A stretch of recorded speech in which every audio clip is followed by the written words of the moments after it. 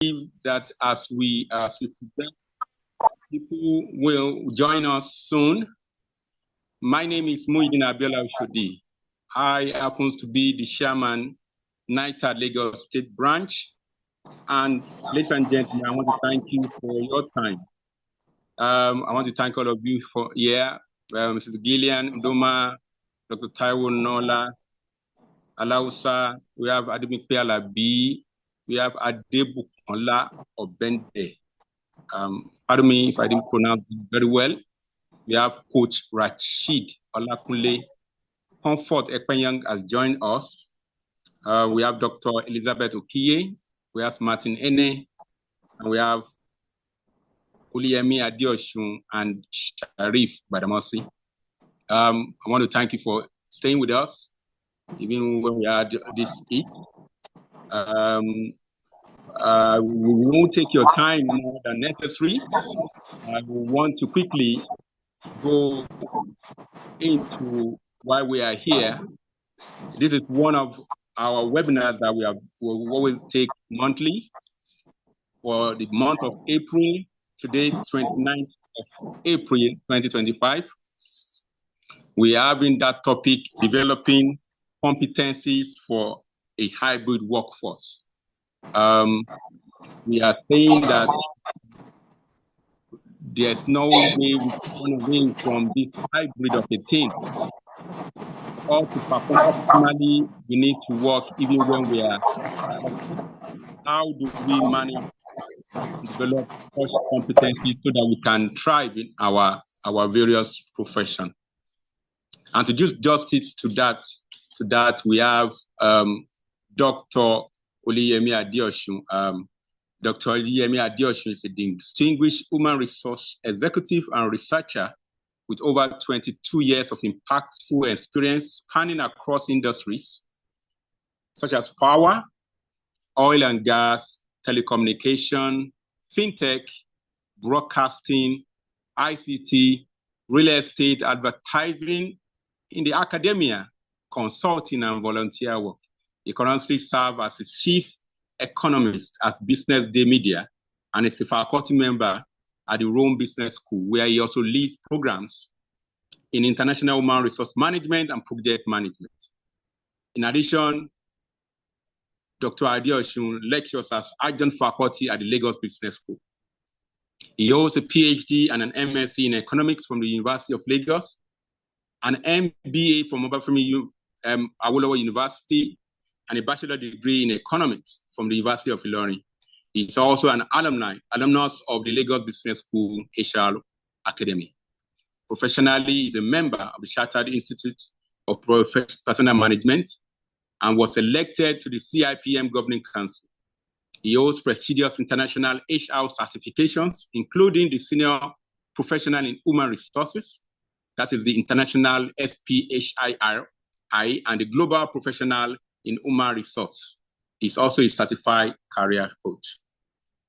His leadership journey has seen him hold several prominent positions, including Group Head at the Global Accelerates Holdings, Head of HR at Eternal PLC, Ikeja Electric, Korea Plus Limited, and Technology Distribution Limited. He has also served in key HR posts, such as Russell Smith Integrated Oil Services, Feedco Limited, and Emotion Advertising, with earlier career experience in consulting and HR and Globacom. Beyond his corporate achievements, he's a distinguished Toastmaster, the highest accolade from Toastmaster International. He has published over 50 papers in reputable journals and is a member of multiple academics and professional networks, including Africa Leaks, Global, and the Nigerian Economic Society. He is the founder of HR Mentorship, a vibrant community of over 7,000 HR professionals, and runs a YouTube channel dedicated to HR knowledge. He's followed by more than 6,000 subscribers. In recognition of his scholarly impact, he was awarded the Faith Institute prestigious Senior Research Fellowship for 2024-2026. He currently serves on the board of 5 organizations. So, ladies and gentlemen, I could go on and on, But let me just use this to introduce our distinguished facilitator this morning. So, ladies and gentlemen, help me welcome Dr. Oluyemi Adeosun. Let us use our emoji. We can use that to welcome him. Dr. Adeosun, you're welcome. Thank you so much, sir. You can start your slide.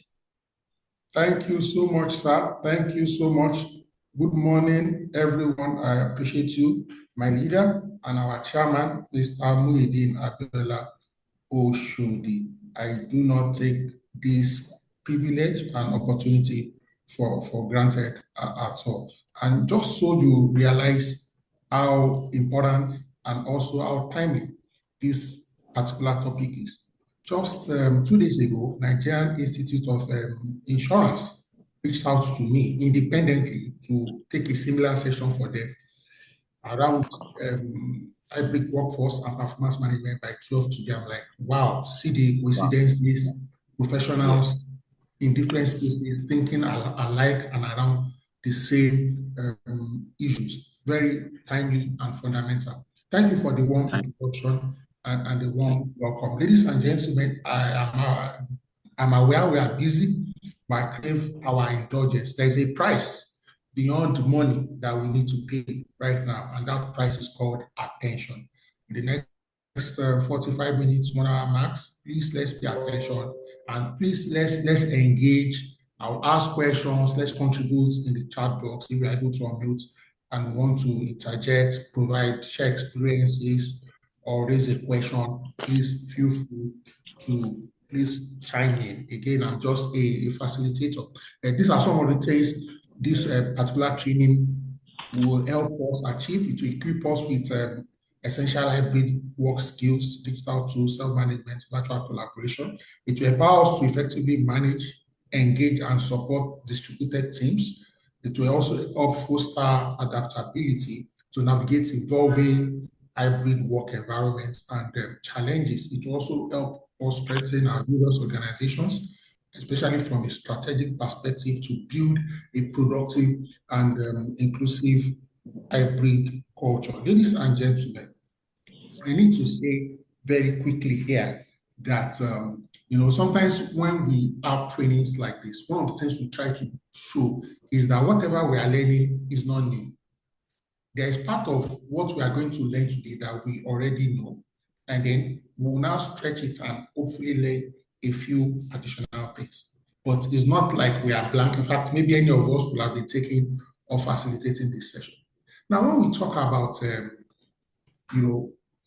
hybrid workforce, you will realize that to some extent, in the past, we've actually been doing some form of hybrid. What do I mean hybrid? Maybe not necessarily in the context we have it today, but do you, in your career, have you ever been on leave before that you have to provide support for your team? And when I say on leave, maybe even traveled out of the state or out of the country. That was hybrid work. For example, I'm sure there will be people on this call. We had people working from multiple locations.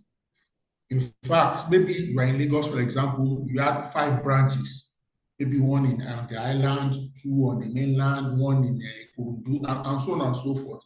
And people were working in different locations. Why am I bringing up this second example? The same, you as, for example, if you are the training manager, if you are the HR manager, or if you are just the team lead or supervisor, you are not God, and that means you are not omnipresent.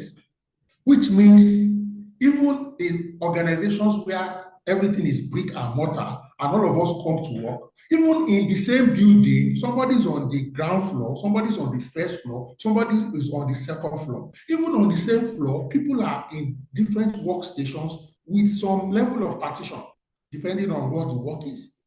So you will see that the capacity to galvanize the workforce to productivity has always been inherent and embedded.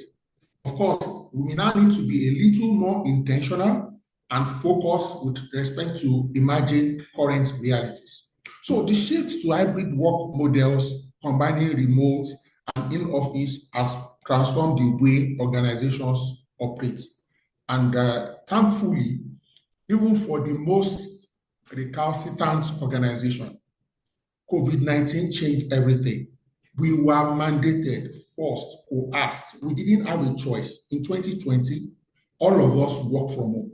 Any organization that decided that they could not work from home either went extinct, folded up, or had to declare redundancy.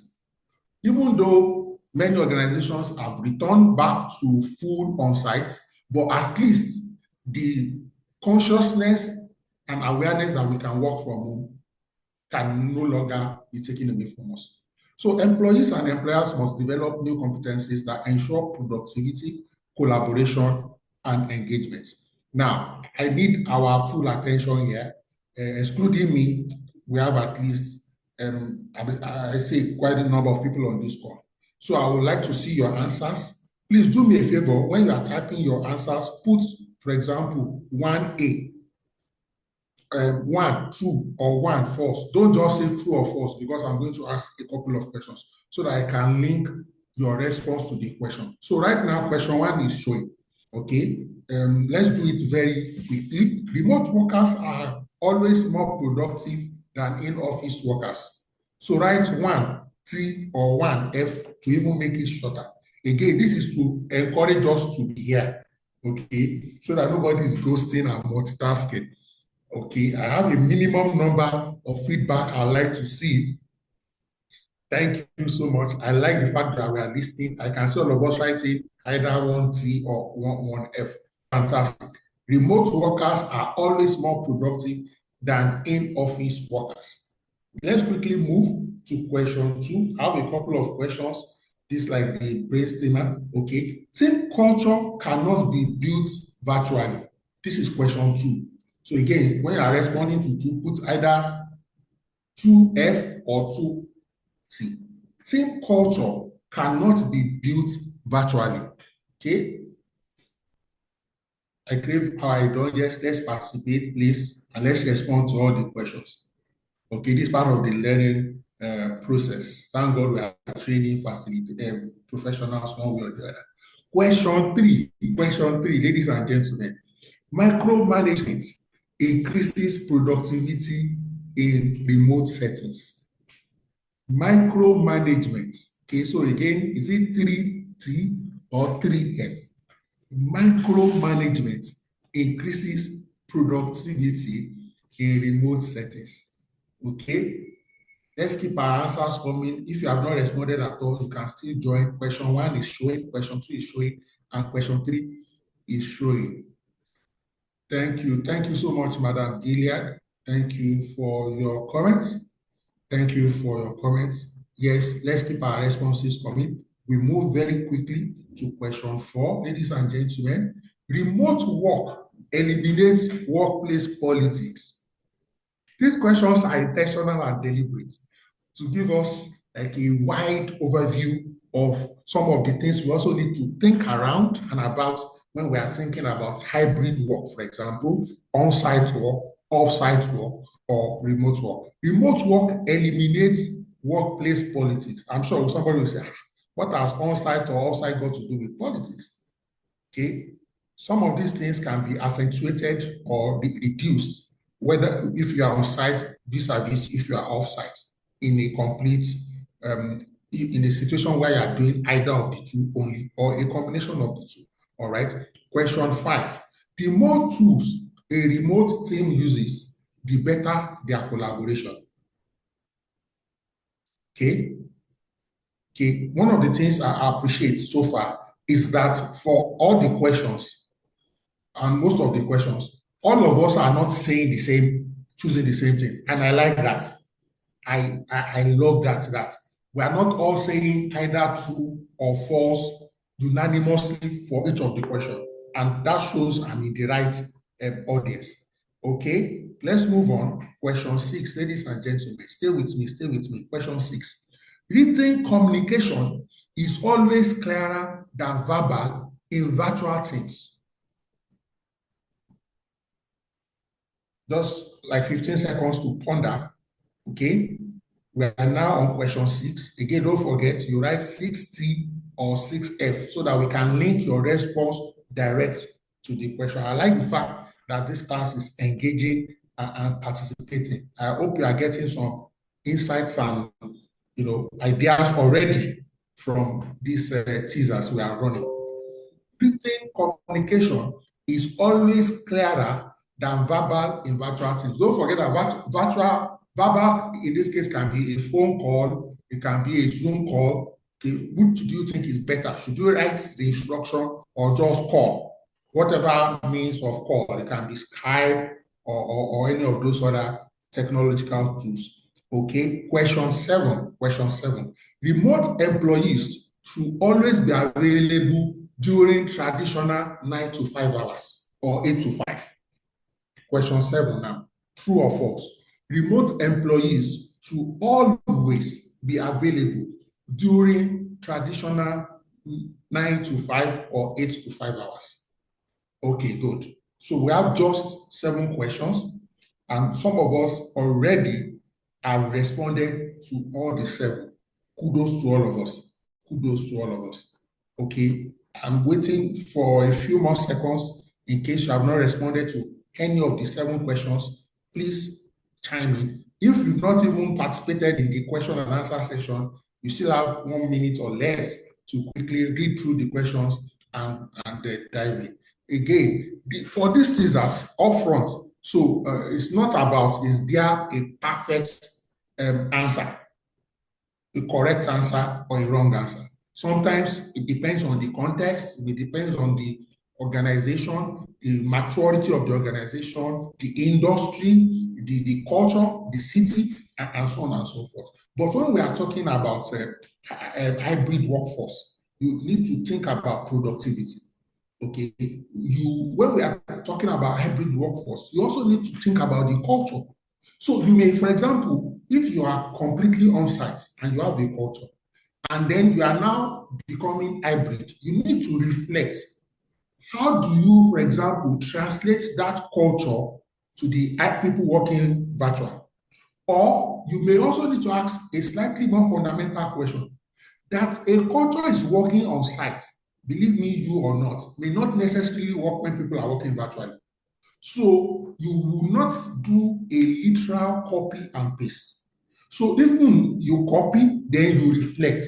When you reflect, if you need to modify, adjust, adapt before you paste to the virtual setting. Again, you also want to look at how do you manage people. So we just use micromanagement here as a proxy, as one type of management. There are different management styles. So the key message here is that if you are managing people on site and off site, do you also want to reflect if your management style on site must be the same thing as on site or hybrid? Ladies and gentlemen, there are dynamics in the workplace. Sometimes we call it office politics. But you need to also be conscious of this office politics. And when I say office politics, they are both positive and negative. So don't think about office politics only from the negative dimension. There are the positive dimensions and the negative dimensions. But you now need to think, how does it now play out in an hybrid context or setting? Then number 5 is pointing our attention to work tools. Even if you are on site, there are work tools we need, maybe tables, chairs, laptops, phones, desktop, internet. Hybrid too. Does this change? Do we have control over all the tools? Are we the one providing, for example, the chairs, the tables? I remember the first time I did remote work in my life, like the first 3 months, I was using my dining table chair. Guess what happened to my back? Anybody in the chat box, what do you think happened to my back? I was using the normal, I know when you use dining table chair normally, we use it to eat. And normally, I doubt if anybody here will have, especially since this is Lagos branch, so I can assume we are all based in Lagos. I doubt if anybody has the luxury of eating more than 1 hour at a stretch. But when you now work 8 hours using the dining table chair, can you imagine what can happen to your back? Again, thank you so much, my child. Pain, stress. So we need to think holistically, okay, around the tools all the tools, including illumination, lights, electricity. Thank you so much, Madam Gillian. I won't say what you said, but you can read it on the chat. Thank you so much. Number 6 here is pointing our attention towards communication. All managers, all leaders, all supervisors, we communicate. Do you know that there are instances, for example, when you are looking at each other and you are speaking, because you can see your body language, you may immediately pick if somebody is understanding your message or not. Flip the situation or context.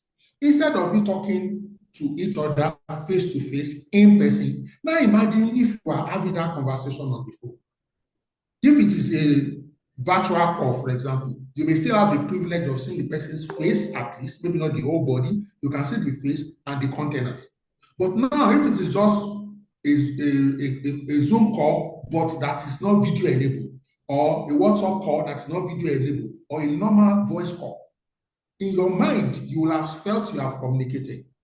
But the person's body language, so you now need to be conscious when passing messages across virtually, especially when it is not video enabled. And that is what question 6 is drawing our attention to. Don't just think communication on site is communication off site or hybrid. Okay. The last but not the least is with respect to employee availability. When we talk about remote 8 to 5, again, depending on the context. So, for example, if you are working in a, what do you call it, a call center, and you have to be on a shift, say 8 to 5, you may not have a choice. But there are some roles, if you don't have specific meeting times, you may not even care, so to speak, that the person must be on seat between 8 and 5.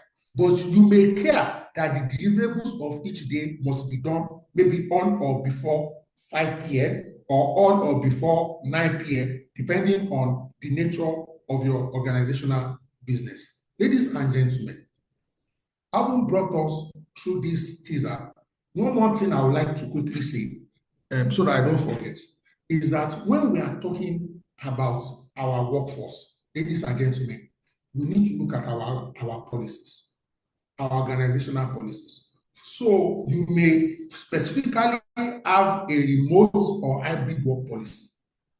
Or in addition to that, all your other existing policies may need to be reviewed to take into consideration hybrid work. Let me say that again for emphasis.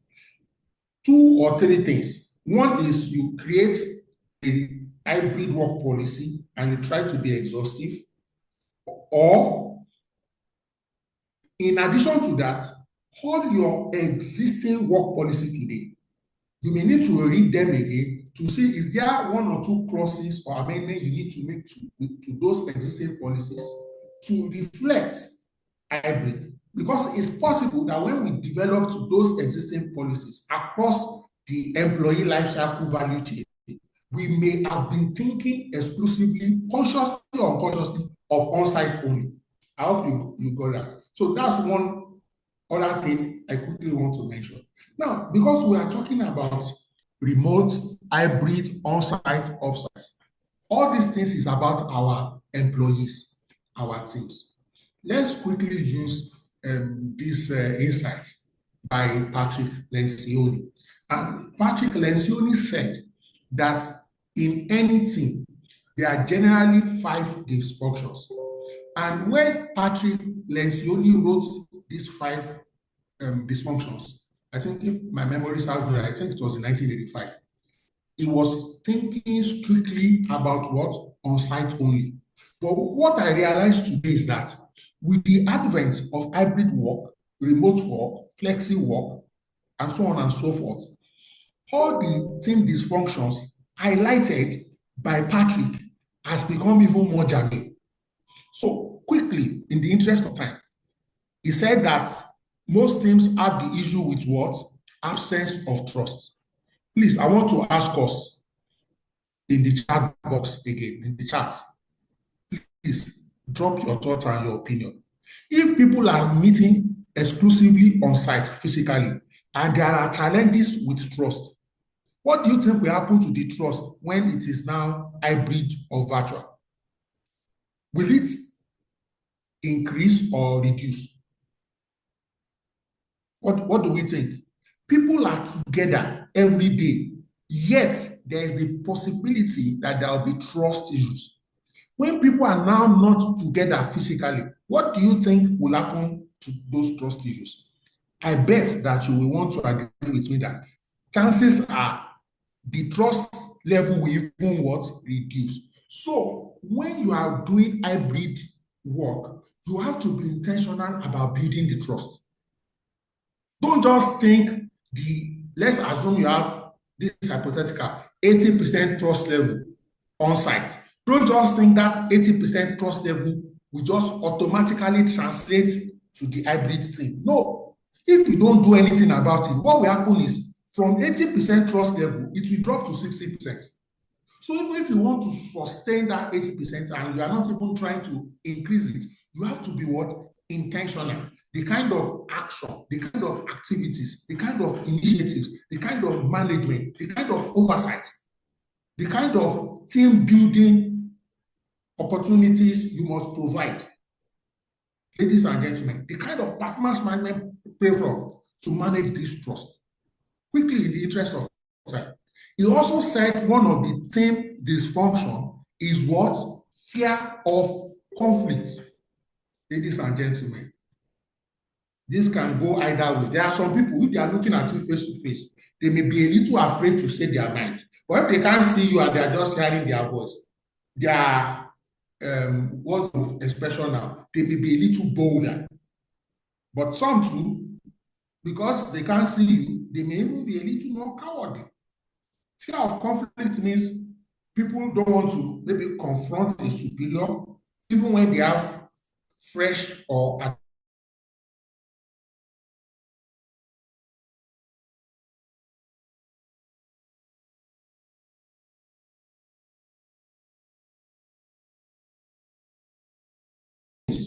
okay, is lack of what? Commitment. Ladies and gentlemen, this is one key reason why some CEOs, some owner managers will always insist that people must come to work. In other words, they have this feeling that when people are not at work, the chance that they'll be doing any other is high. But ladies and gentlemen, let us be real. Right now, I am in my office as I'm having this session with you. So if you reduce work to presentism, to physical presence, okay, I'm in my workplace today, right now, but is this my work? Is this my work that I'm doing right now? My office work? No, I'm attending to you guys. So what am I trying to say? People can be in your office using your laptop, using your internet, and they may even be playing or be doing private practice or be doing consulting. But this is their main concern.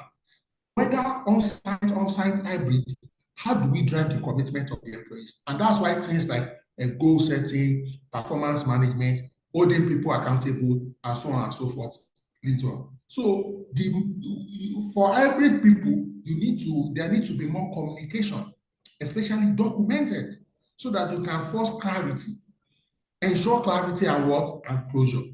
The fourth point in strictly on-site teams is avoidance of accountability. Everybody is trying to dodge, people are trying to put something under the table. This is even more critical with an hybrid team where people are in different locations, different geographies, different territories. Last but not the least, which is permit my speaking, what do you call it now, broken English here, of them, inattention to results. People are not necessarily focusing on the expected organizational outcomes. So whether people are on site or off site, you need them to what? Drive results, which leads to our what? Performance management. Having provided that additional insight, I hope we are getting value so far. Let's look at some essential competencies for employees. Okay, employees in a hybrid setting must cultivate a mix of what?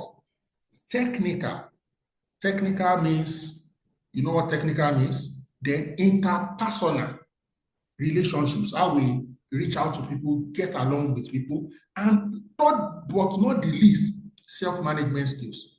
Please pay attention. So technical can be how we can use equipment, devices, tools, softwares, application, and so on and so forth. Interpersonal is, so for example, if you are working remotely, does that mean if I have not developed rapport with Mr. Oshodi, does that mean I can call him 11 p.m. just because we are working remote?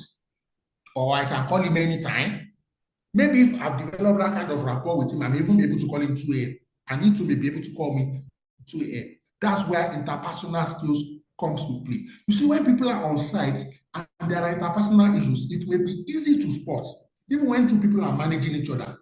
A third employee can notice that these people are just, but when you are now not together, you won't spot it on time and you may not be able to mediate accordingly.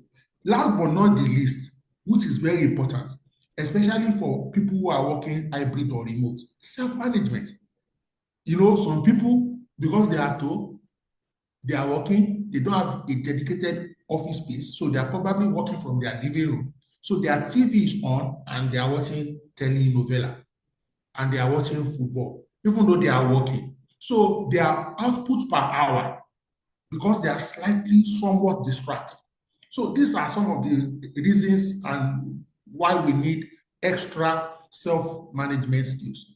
Again, so I'll rush through the rest here. Some digital literacy and tech adaptability.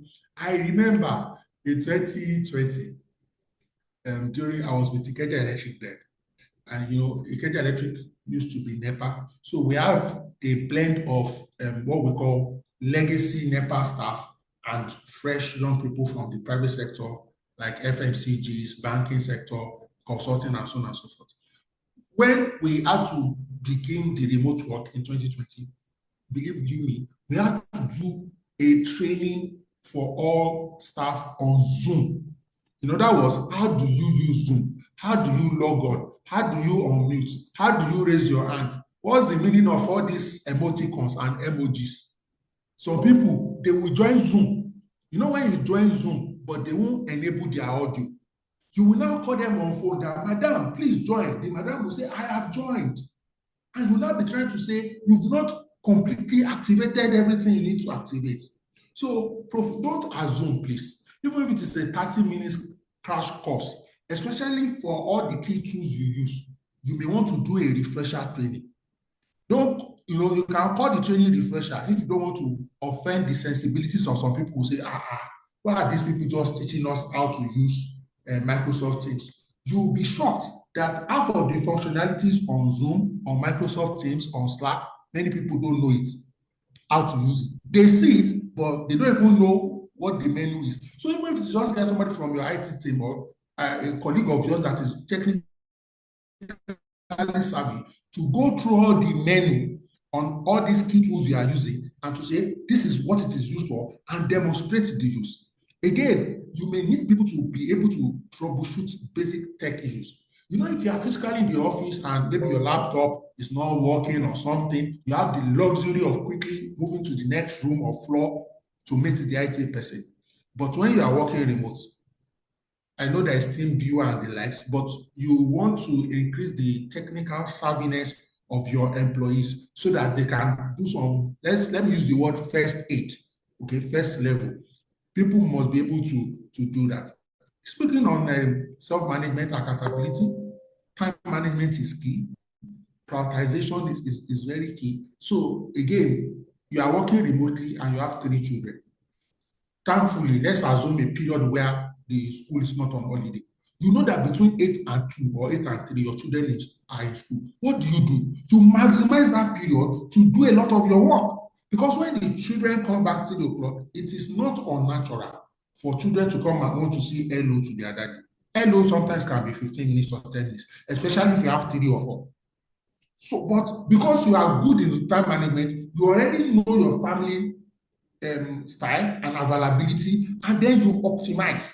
I'm not saying don't play or joke or something with your children, but at least you have used 8 to 2, you have got almost overworked yourself. So that when you have like your break time, you can say my first major break of the day is 2:30 to 3:30 when the children will be back. So that I'll be able to help them with their homework, I'll be able to help them to lunch. Then you go back to your work. Time management, prioritization. Okay. You may also need to discipline yourself with minimal supervision. In the office, sometimes your line manager can easily stop by at your desk. This may not be possible during hybrid, even though there are what we call check-in meetings. So I used to work in a place, for example, every day at 2 o'clock, we used to have a 30 minutes management meeting. And what do? We call it check-in meeting. At that 2 o'clock, you will tell us what you did yesterday, what you are doing today, and if you have any approval or any request pending with any of the management team members. Check-in meeting. So again, supervisors too may deploy something like that. It can be 10 minutes, it can be 5 minutes, or it may be if you notice a lull in activity. I know certain reports should be coming in, certain requests should be coming in, and you are not seeing activity, or you are checking online. You know, there's a way, even with WhatsApp, for example, if somebody is online, you will know. Similarly, if you are using Gmail-based application, Google-based application, you'll be able to see if this person is what? Online or offline. So if you first notice the person is offline, you may say, assume the person is on a biological break. Then if you see that this is getting to 1 hour, maybe you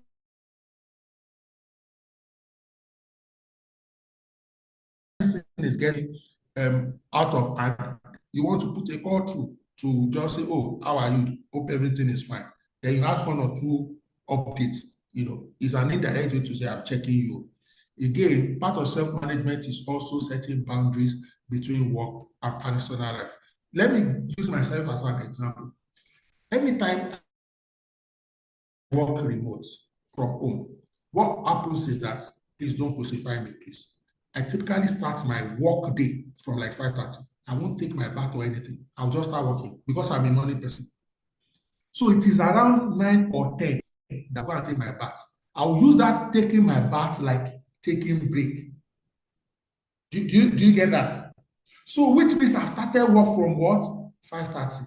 Then maybe like 2, 3 o'clock, I may be tired, dedicate that to maybe I want to warm my lunch or take a stroll in my area to go and get lunch just to unwind.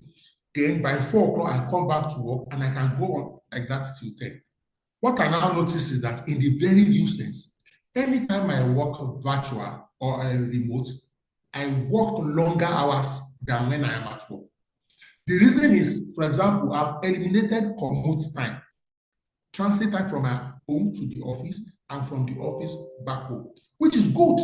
Now, some of my other colleagues who, for example, are on-site or off-site accordingly, they now told me that they know the day I work in the office vis-a-vis the day I work from home. And I said, how do you know? They said the day you work at home, we get more either delegated tasks, assignments, review feedback, comments than when you are in the office. And the truth is, when I'm in the office, just like I was talking to you, 2 of my colleagues have stepped in. I have to signal them that I'll reach back to you in a few minutes. But if I was at home, except occasionally, if you park in the compound where you are blocking your neighbor, nobody will step in, just like that. So, clear, concise written verbal communication, we need to emphasize that.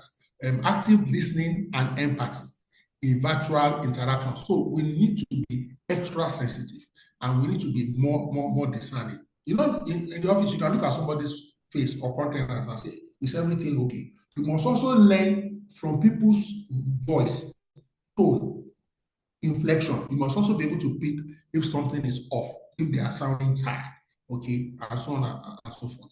You may also need to adapt to different communication skills and times.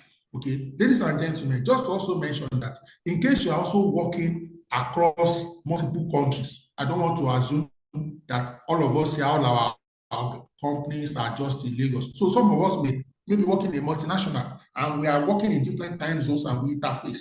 We also need to know the best general window to fix a time. For example, I used to work in a place where we agreed that any meeting that is not initiated by third party, maybe the regulator or customer.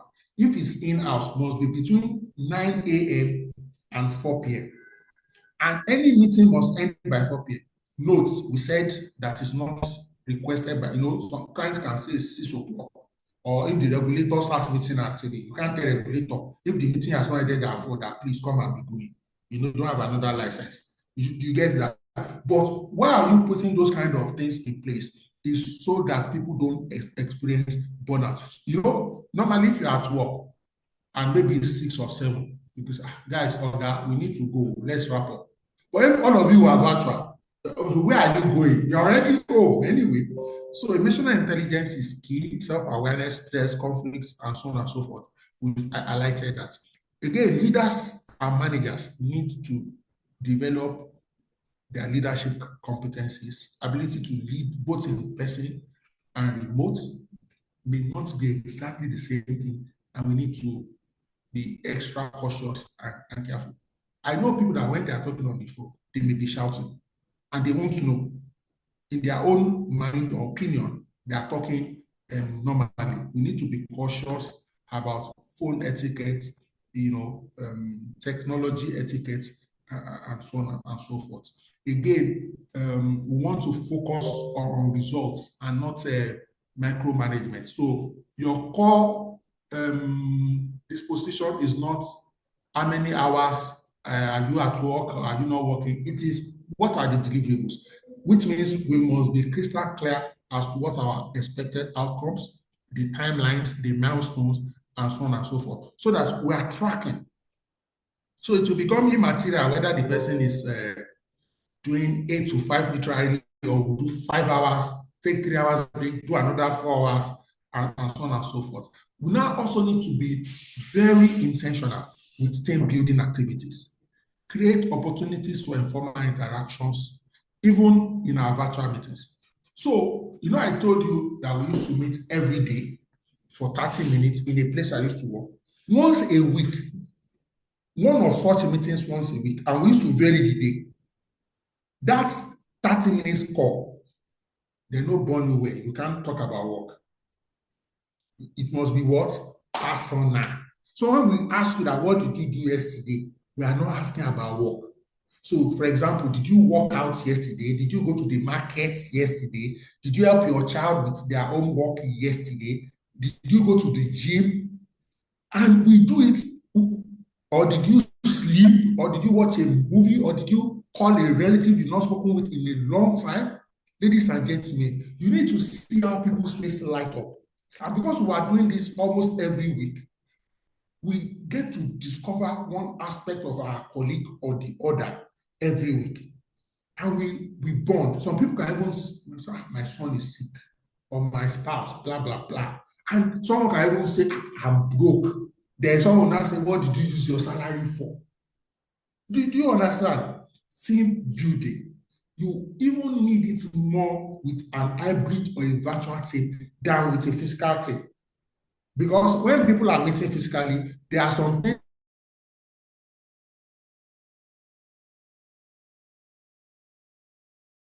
you meet on the way to the convenience, or maybe some of you follow each other home, you enter bus together, enter style bus together. But when people are now virtual, they are, so to speak, isolated, and you now need to consolidate by taking action.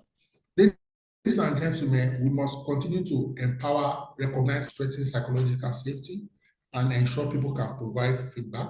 People should be able to initiate a meeting with their line manager or their colleagues, maybe using calendar, Outlook, and so on and so forth, or book. Say, please, next week, I would like to have a 30-minute session with you. I want to have some engagement around my work performance and challenges. And the person hopefully will be able to find a window. Then things like rewards and recognition. When you do meetings, everything must not be query, work. You want to, so last week, what was outstanding? Maybe some team members submitted their reports early. 1, 2, they did an excellent report. They provided new insights, and so on and so forth. Look for how to celebrate people. Look for how to reward people.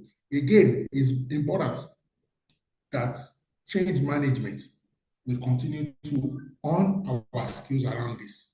Because change means change, literally, forgive my tautology, on site to on site, that's a kind of change.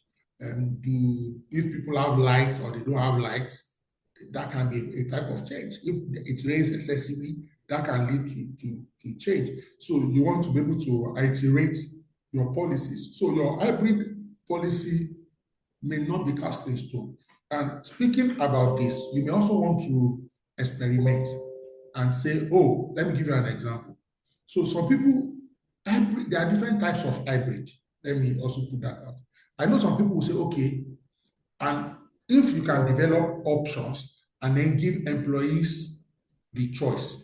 Some people say, look, I have a colleague, for example, he doesn't like working from home. He will tell you that he doesn't like working without AC. And if he's using AC from morning to night, what if there's no light? And then he's on banding the cost of the lights. So don't just say, some organizations will just say, everybody, Tuesday and Thursday, remote. Everybody, Monday, Wednesday, Friday, come to work. While I understand why you are trying to do that, maybe you are trying to save cost and so on and so forth. But do you know that some people, any day that is remote, mandatory remote, guess what happens? Is their off day. You don't even know, does everybody have the capability and the willingness to work? Can you guarantee that everybody has lights, inverter, for example, or workspace? Some of your staff, they don't even have a room to themselves. Maybe they share accommodation. Do you understand? And that's why thinking with different flexible options may work. Some people say, look, guys, let me come in early in the morning, like 7, but like 2 or 3, I close. So I come to work every day, but I'm not doing 8 to 5 at work. So I do like 8 to 2, close early, do school runs, those kind of things, school. Then maybe like 5 in the evening, I do my work again till like 10 or 11. It's hybrid, it's flexible. So let's look at what works. Again, you must also be clear on what cannot work. Let me give you an example. You may need to identify roles that cannot do remote, at least part time. For example, can your security men do remote? Can your front desk officer do remote? And let these people know why. Let me also give you another example, and I'm not saying you should do this. So, for example, I've worked in places where anybody on probation cannot do remote. There are 2 ways to be on probation. Way 1 is you are a new staff. We say the first 6 months of you joining our organization, come to work every day. Why? We want you to know the people, meet the people, understand the system. When you are now confirmed 6 months later, you now begin to get remote hybrid privileges. Do you know why? Because you have met with people. When you are talking to them on phone, there's a bond, there's a connection. The second way to enter probation is maybe after an appraisal cycle, you now didn't do well, the employee didn't do well, you now place the person on PIP, Performance Improvement Plan. In that organization, once you are on PIP, you immediately lose your remote privileges because the assumption is you are working virtually, hybrid, remote, you are not doing well. Please be coming to the office where there will be senior people or other colleagues to put you under check and provide you with close supervision. I've also seen situations where people will say, maybe for our star performance. So let me give this example. So, assume in your organization, you can say you can work remote twice in a week. But you cannot say for performers who are A performers from the performance appraisal system, they can do 3 days in a week. What have you done? You have incentivized that if you work harder and deliver more, if you want, you can get 1 more extra day of remote work, or you can even work completely remote. So I've not said you should do any of these things, but I'm just showing you examples of things that are possible so that you are not just boxed in a corner. You may change the rules or modify the policy based on changing realities or feedback from your stakeholders. Organizational strategies for competency development, upskilling and reskilling programs, digital trainings, remote collaboration well-being, provide leadership development for managers to transition into hybrid models, train people, just like we are training ourselves now, we're having this conversation. You don't have to call it a training. if you think it's so basic, but have a conversation maybe with the management team. Don't just assume that maybe because some of your management team have worked in consulting or have worked in multinational. Please have a structured conversation. It may not look structured to the people you are talking to, but you, the driver of the remote or hybrid workforce, you have a schedule of things to discuss. You want to provide guidance. You want to tell your senior managers that, oh, should you have a call-in session once a day or once a week, or if you notice this, quickly trigger a call-in session or recall the staff in question to work, or if there is an emergency or something that is critical, tell our staff to come back for 2 days. Do you understand what I mean? So that we are not robotic and mechanistic with this thing. You also want to reinforce a working hybrid culture.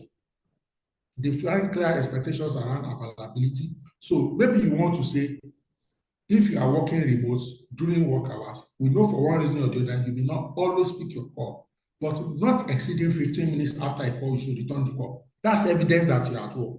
Because let's assume you went for a biological break or you went to shower. At least 15 minutes later, you should be back. Do you understand? Except, of course, you're now taking a siesta. You may also want to be able to say, okay, if you are doing something, you can click something that I am on break on the laptop or something. All right. So it's very, very important. Get feedback, leverage on it. As part of the periodic surveys we do when we get feedback from employees, ask around the hybrid work, the flexibilities. Are they enjoying it? Any pain points? Any feedback? Ladies and gentlemen, as I attempt to wrap up, again, there will always be challenges, and these challenges will lead us towards considerations. Ensure remote workers or hybrid workers have equal access to opportunities. Now, let me give you one example. And this is to also show you that some of the things we are facing today didn't start today. Let me give this example. Hopefully, all of us can relate. Now, way back, you will realize that organizations that have head office and branches, there is this, I'm trying to choose my words carefully, so I'm not speaking in an absolute case. There's this assumption or presumption that employees at the head office tend to get more promotion than employees at the branches. I don't know if anybody has had this kind of presumption before or has experienced it or think to some extent it's true. And I will tell you what typically happens. The decision makers in most organizations, all the chiefs, they are typically where head office. So the employees in the head office are literally more visible. So their work gets more appreciated. Meanwhile, the person on the field may even be working harder, but it's only the customer and clients that gets to see your work. Now, this analogy of branch and head office, bring it to remote and on-site. If you're also not careful, some employees, for whatever reasons, who choose to come to work daily may be perceived subconsciously as more dedicated and more hardworking than employees who are working remote. Meanwhile, from a productivity standpoint, that may not be the reality. But just because you can see them, you can say hi to them, they are committed. Meanwhile, is commitment only about being literal physical visibility to each other, or doing your work, your KPIs, your OKRs, getting the results out? So please, let's ensure that equity and inclusion, that we don't ostracize intentionally or due to lack of planning people who are doing hybrid or not working, because we may lose them. The other thing is work-life balance. I know many of us say it should be work-life integration. I agree with you. Work-life integration. Guide against burnout, please. Whether for people on site or off site, let's guide against. So thank God we are Lagos-based people. I'm sure we'll be hearing about this bridge will be closed for work, that bridge will be closed for repair. Please work with relevant stakeholders in your organization. Look at the bridge that will be closed maybe next month now. Do you want to adjust for that period when the bridge will be closed? Do you want to say work hours is now maybe 8 to 3, or For that window, you say your remote work privileges have been increased. Do you understand what I mean? Please, these are part of work-life integration because people may, if you are not careful, if you still use the same 8 to 5, and one major bridge of the three accessing Lagos Island has been closed, people will experience petrol burnout, physical and mental fatigue, and it will impact on productivity. If you can take 1 hour or move around and say, guys, oh, in case there are people who can do 6 to 2, just play around and create options without compromising on the outcome of the organization. Last but not the least, ladies and gentlemen, you want to invest in your tech infrastructure. You want to invest in secure, user-friendly tools. And let me say this, because sometimes this investment is not just money. You also want to invest in training your staff how to use it. I know this may sound like repetition. Let me give one funny example. There was one particular year, so I reached out to my IT team. I got them, I said, come and train us on how to use Microsoft Word.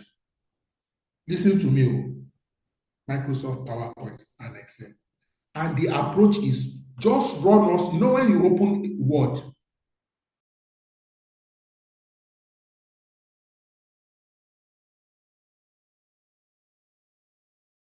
what do you call them? Many.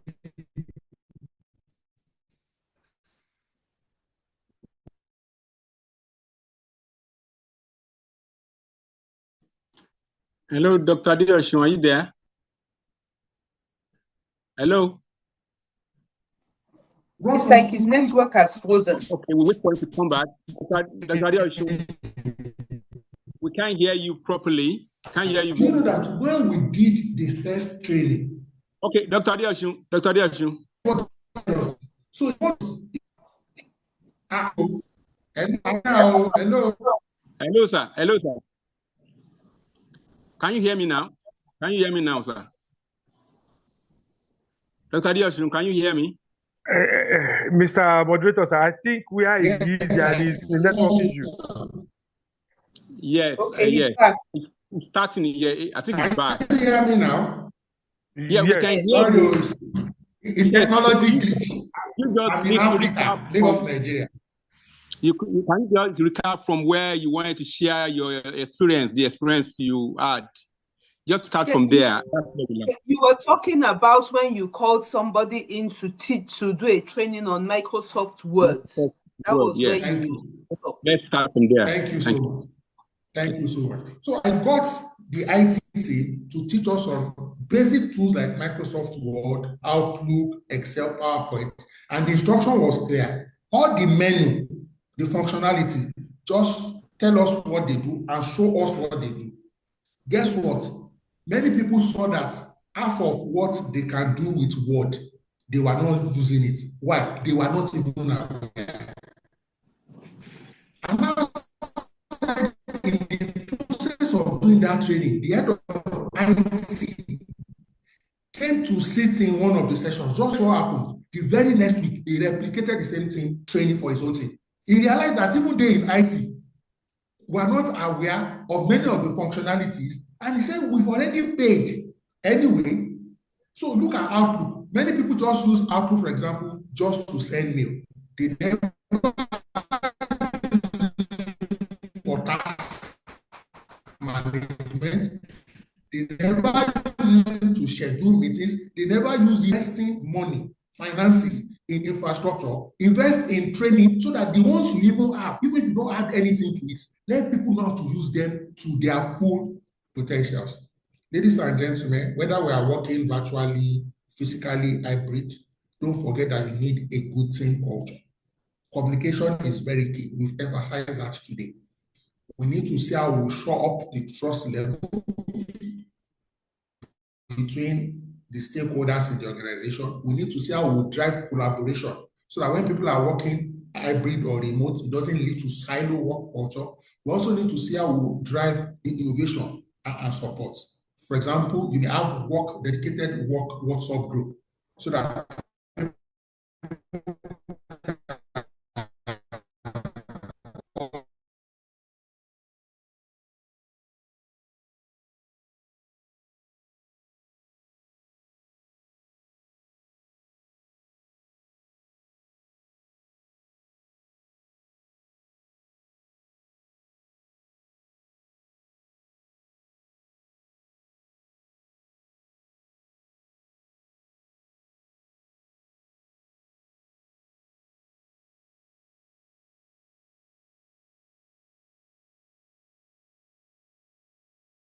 of hand, or you can put your question in the chat, chat room. Yes, if there are any questions you need to ask our facilitator now, this is the time. Any question, please? Yeah, you can. Yes, make use of the microphone. You can raise your hand so that we can tell it you're mute, and then you ask the question. Are we together, ladies and gentlemen? Are we together? Yes, we are with you, yes, sir. We are. Yes, we are. Yes, question for our facilitator. Clarification if you want any, or yes, so that we can get more out of our facilitator this morning.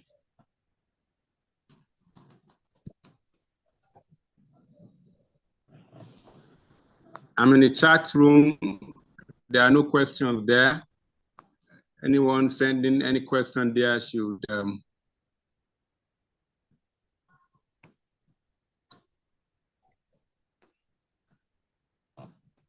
oh, okay, so that we don't, well, we still have you with us, sir, so that we do not, okay, somebody is raising up the hand.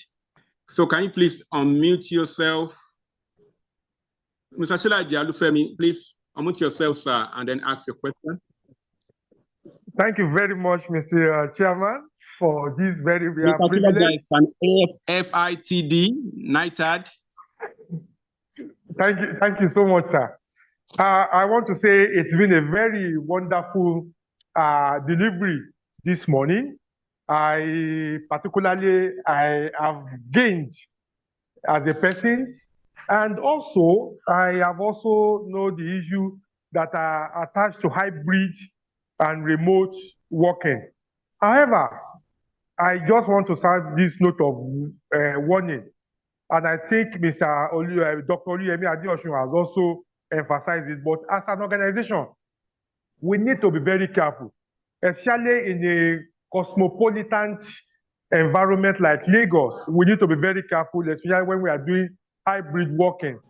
The moment you ask your subordinate to be working from home or to work from anywhere, as it were, we need to take into consideration the socio-economic challenges that are peculiar in this world that we find ourselves. You ask somebody to be productive, the person is working from a very, very remote environment. There is no electricity, there is no network issue.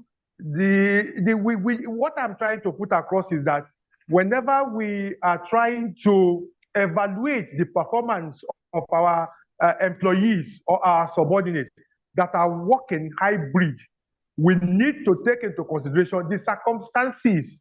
And that is why I agree with him that whenever we are really meeting, we need to look at the social or psychological environment in which we are operating. Most of these people that we expect deliverables from, they don't have night. Some of them have issues with their landlords. Some of them are squatting somewhere because of the environment that we find ourselves. So we need to be very careful. So what I'm trying to put across in essence is that as a 21st century manager, we need to take into consideration the socio-cultural and socio-economic challenges that we find in our environment before we can evaluate and before we can say that person has performed exceedingly well or otherwise. Be that as it may, I want to congratulate Dr. Adeosun for a very beautiful delivery. Thank you and God bless you for this opportunity, sir. Thank you very much, sir, for that insight. Thank you, Mr. Shulaja. Thank you, sir. Thank you. Dr. Adeosun, Dr. Adeosun, are you there? Yes, I'm with you, sir. Yes. Yeah, an insight from Mr. Shulaja. Is there a way we can work around those challenges? So that's why you see, when we do hybrid alternative work, except in a situation where before you hired the employee, you had communicated that this role is remote and you are expected for you to be eligible to apply to have the following, maybe electricity, blah, blah, blah, except where that was upfront before you signed up an employee. It may not just be fair to just unilaterally tell the staff that you must be working remote on certain days. You cannot assume, except of course you are willing to provide maybe inverter, generator, ergonomic chairs, and so on and so forth. That's why even for remote, please, as part of your policy, you should have maybe like forms and checklists that things employees who elect to use that option, we tick that I confirm that I have access to this, I confirm that it's not a problem for this, that they sign off. So that it's not because, but where the challenge is sometimes, because we now also want to say, if you are working remote on Thursday, you don't want anybody to come to the office so that we don't use gen. Because in our mind, if our gen is for 500 staff and 3 of them will be working, let's say everybody, they will not burn diesel. You have to be careful. The other thing is there are organizations that have multiple branches. So there are instances where the virtual work is just that you are not coming to your main branch, but you can go to any other branch that is close to your house.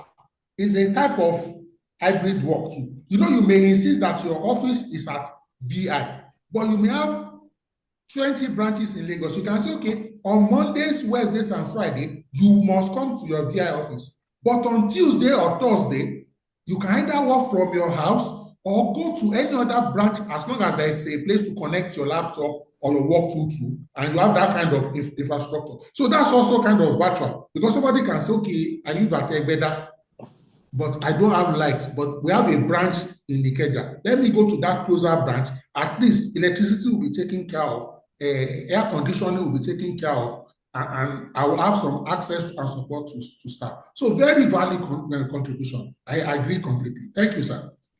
All right, sir. Thank you very much. Ladies and gentlemen, I want to use this opportunity to thank all of us once again for our time. Insightful session. Thank you for your comments also.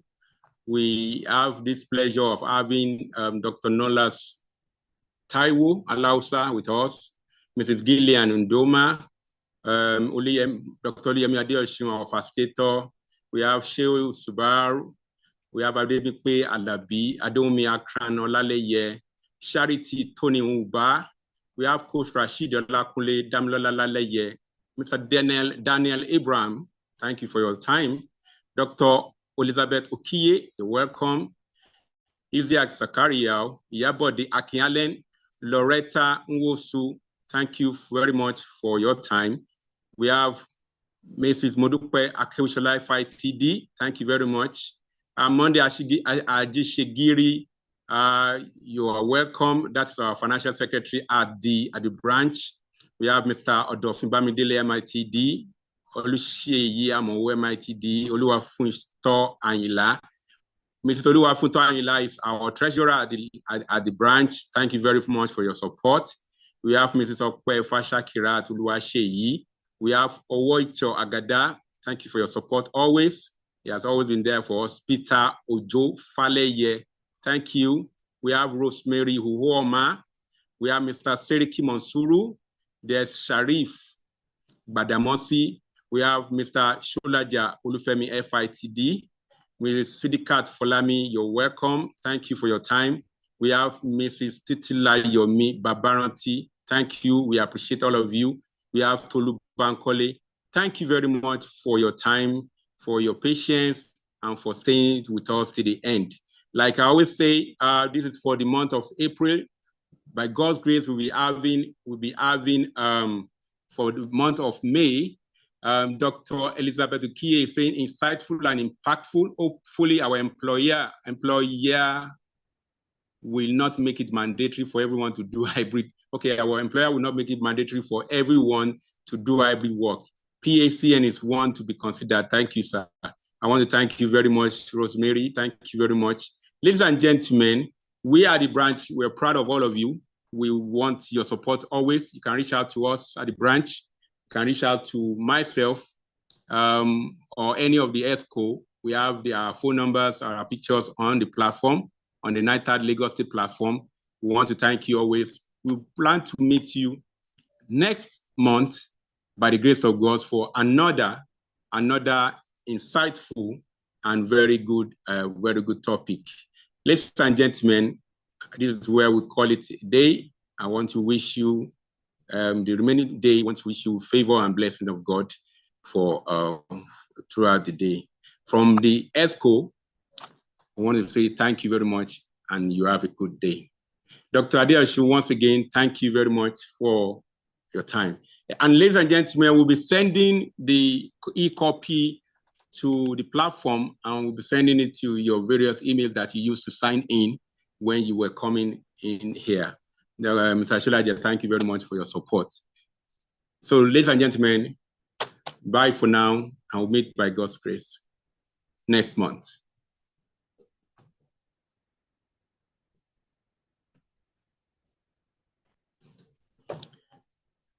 All right. Thank you very much, sir. Yeah.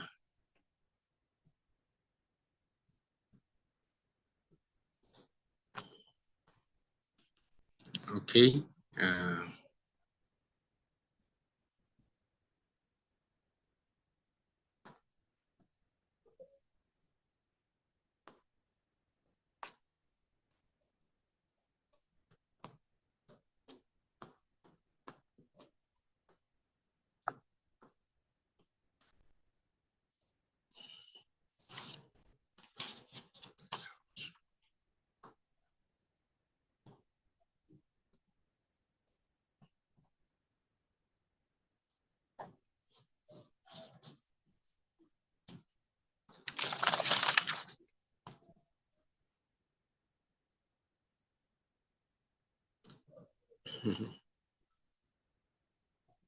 Is Doctor still here?